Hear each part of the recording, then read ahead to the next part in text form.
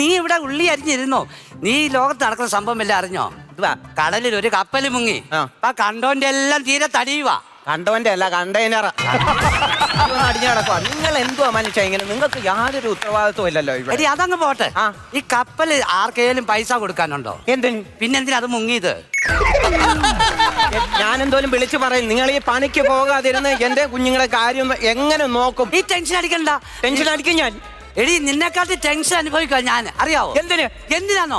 എടി 6 വാട്സാപ്പ് ഗ്രൂപ്പിന്റെ അഡ്മിനാ ഞാൻ. അറിയാവോ? എടി 12 മണിയാകും ഞാൻ ഇവർക്ക് ഗുഡ് നൈറ്റ് ഇട്ടിട്ട് ഒന്ന് കിടക്കുമ്പോ നീ പിന്നെ വെളുപ്പിനെ തുടങ്ങണം ഗുഡ് മോർണിംഗ്. ആരടിക്കും?